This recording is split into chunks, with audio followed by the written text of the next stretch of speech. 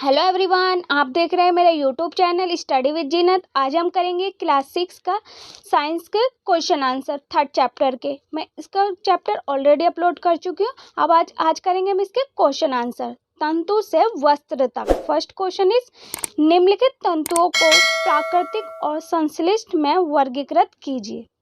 जो प्राकृतिक है उन्हें प्राकृतिक में और जो संश्लिष्ट है उन्हें संश्लिष्ट में वर्गीकृत करना है। नायलॉन, ऊन, रुई, रेशम, पॉलिएस्टर, पटसन। स्रोत क्या है हमारा? धागा। प्राकृतिक है हमारे ऊन, रुई, रेशम एंड संश्लिष्ट है नायलॉन और पॉलिएस्टर। नेक्स्ट क्वेश्चन इज नीचे दिए गए कथन सत्य हैं अथवा असत्य हैं, उल्लेख कीजिए। जो नीचे दिए गए कथन है सत्य और असत्य में उल्लेख करना है। तंतुओं से धागा बनता है। क्या तंतुओं से धागा बनता है? सत्य या असत्य? सत्य। हाँ, तंतुओं से धागा बनता है, सत्य। कताई वस्त्र निर्माण की एक प्रक्रिया। जो कताई है वस्त्र निर्माण की एक प्रक्रिया है। सत्य या असत्य? असत्य। कताई वस्त्र निर्माण की एक असत्य प्रक्रिया है। जूट नारियल का भारी आवरण होता है। क्या जूट नारियल का भारी आवरण होता है? असत्य। नहीं, जूट नारियल का भारी आवरण नहीं होता। रुई से बिनौले हटाने की प्रक्रिया को ओटना कहते हैं। जो रुई है उसे बिनौल हटाने की प्रक्रिया को ओटना कहते हैं। यस, सत्य है। तागों की बुनाई से वस्त्र का एक टुकड़ा बनता है। जो तागों की बुनाई है उससे वस्त्र का एक टुकड़ा बनता है। सत्य असत्य? सत्य। हाँ, तागों की बुनाई से वस्त्र का एक टुकड़ा बनता है। रेशम तंतु किसी पादप के तने से प्राप्त होता है। जो रेशम है वो तंतु के किसी पादप से प्राप्त होता है। सत्य असत्य? असत्य। रेशम तंतु किसी पादप के तने से प्राप्त नहीं होता, असत्य। पॉलिएस्टर एक प्राकृतिक तंतु है। जो पॉलिएस्टर है वो एक प्राकृतिक तंतु है। नो, असत्य।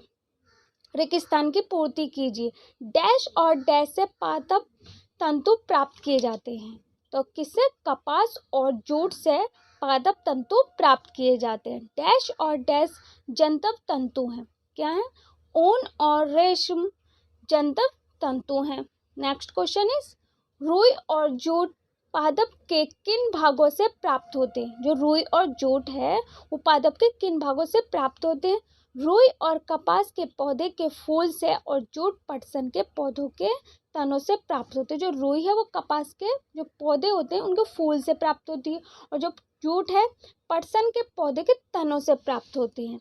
नेक्स्ट क्वेश्चन इज नारियल तंतुओं से बनने वाली दो वस्तुओं के नाम लिखिए। जो नारियल तंतु हैं उससे बनने वाली दो वस्तुओं के नाम लिखिए। रस्सी और पायदान। क्या है आंसर? रस्सी और पायदान। तंतुओं से तागा निर्मित करने की प्रक्रिया स्पष्ट कीजिए। जो तंतु हैं उसे तागा निर्मित करने की प्रक्रिया को स्पष्ट कीजिए।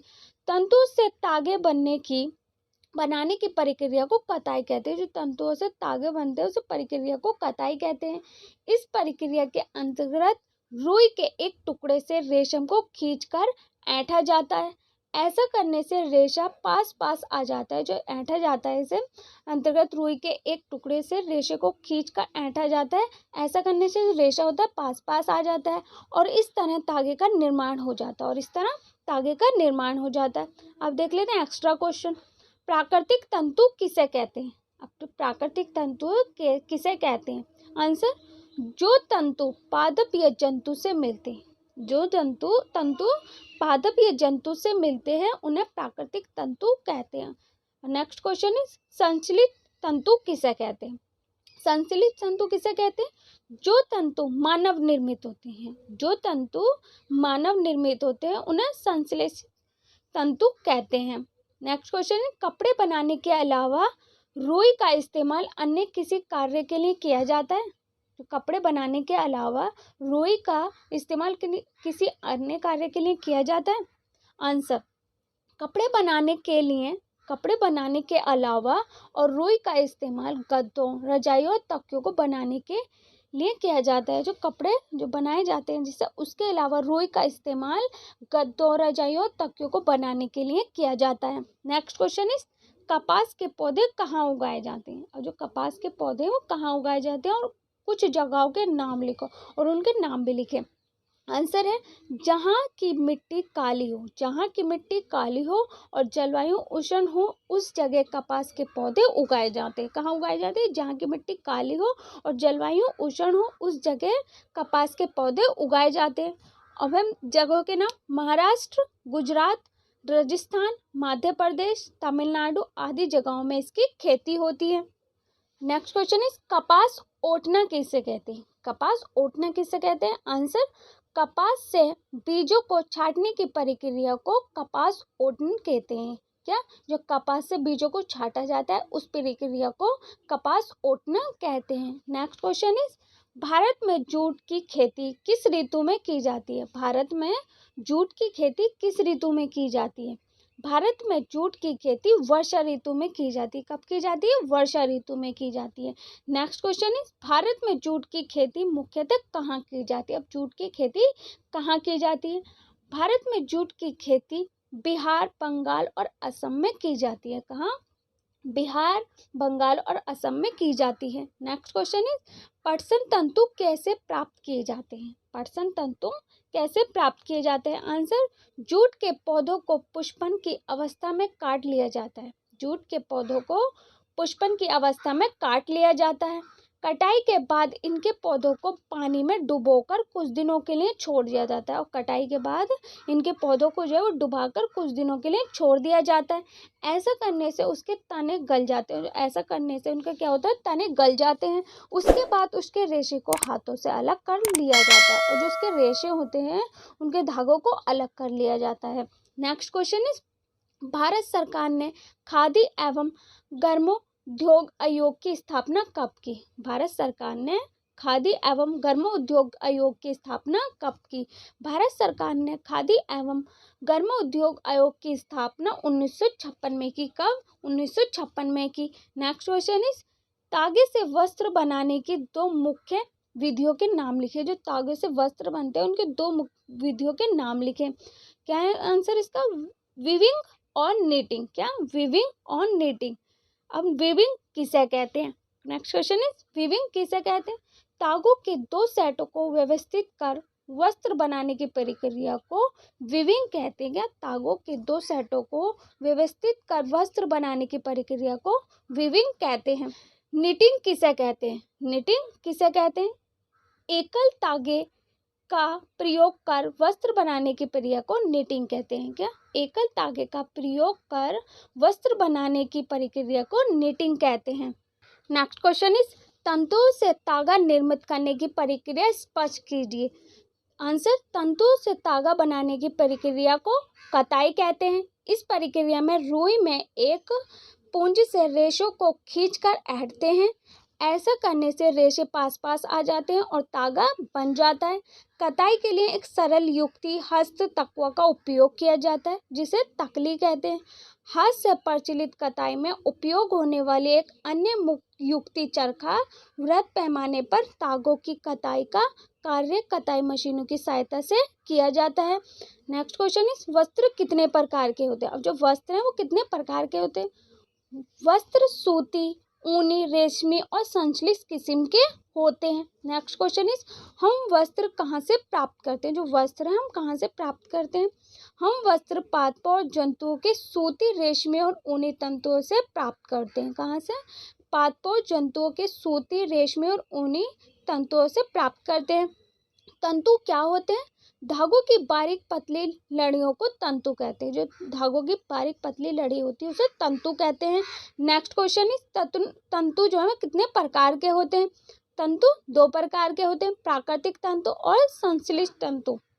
नेक्स्ट क्वेश्चन इज प्राकृतिक तंतु किसे कहते हैं? और प्राकृतिक तंतु किसे कहते हैं वो हमने क्वेश्चन देख लिया कि जो तंतु पादपों और जंतुओं से प्राप्त होते हैं उन्हें प्राकृतिक तंतु कहते हैं। और प्राकृतिक तंतु के उदाहरण क्या है? रुई, पटसन और ऊन, रेशम। ऊन हमें कौन से जंतुओं से मिलती है? जो ऊन है वो हमें कौन से जंतुओं से मिलती है? ऊन हमें भेड़, बकरी, खरगोश, याक और ऊँटों से प्राप्त होती है। जो ऊन है ऊन हमें भेड़, बकरी, खरगोश, याक और ऊँटों से प्राप्त होती है। रेशमी तंतु हमें किससे प्राप्त होते हैं? जो रेशमी तंतु हैं वो हमें किससे प्राप्त होते हैं? रेशमी तंतु हमें रेशम कीट के कोकून से प्राप्त होता है। रेशमी तंतु हमें रेशम कीट के कोकून से प्राप्त होता है। संश्लेषित तंतु क्या होते हैं? ये हमने क्वेश्चन देख लिया कि वो जो तंतु रासायनिक पदार्थों से प्राप्त होते हैं उन्हें संश्लेषित तंतु कहते हैं। अब संश्लेषित तंतुओं के कुछ उदाहरण दीजिए। पॉलिएस्टर, नायलॉन और एक्रिलिक संश्लेषित तंतु। रुई के उपयोग लिखो। अब रुई के क्या क्या उपयोग है? रुई का उपयोग गद्दों, रजाइयों, तकियों तथा सूती वस्त्र बनाने के लिए किया जाता है। रुई के लिए किस प्रकार की मृदा और जलवायु अनुकूल है? आंसर, रुई के उगने के लिए काली मृदा और उष्ण जलवायु अनुकूल है। नेक्स्ट क्वेश्चन इज, रुई भारत के कौन कौन से राज्य में अधिक उगाई जाती है? जो रुई है वो कौन कौन से राज्य में अधिक उगाई जाती है भारत के? रुई महाराष्ट्र, गुजरात, पंजाब और तमिलनाडु में अधिक उगाई जाती है। नेक्स्ट क्वेश्चन इज, कपास के बालों का चयन कैसे किया जाता है? अब जो कपास के बाल है उसका चयन कैसे किया जाता है? साधारणतः कपास के बालों को हस्त चयन द्वारा किया जाता है। कपास ओटना किसे कहते हैं? ये क्वेश्चन हमने कर लिया। नेक्स्ट करते हैं, पटसन तंतु पौधे के किस भाग से प्राप्त किया जाता है? वो पटसन तंतु है, पौधे के किस भाग से प्राप्त किया जाता है? पटसन तंतु को पटसन पादप के तने से प्राप्त किया जाता है। नेक्स्ट क्वेश्चन इज, भारत में पटसन की कृषि कौन से मौसम में की जाती है? तो वह भारत में पटसन की कृषि, ये भी हमने क्वेश्चन कर लिया, किस में की जाती है? वर्षा ऋतु में। भारत में पटसन कहाँ कहाँ प्राप्त के उगाया जाता है? ये क्वेश्चन भी हमने कर लिया।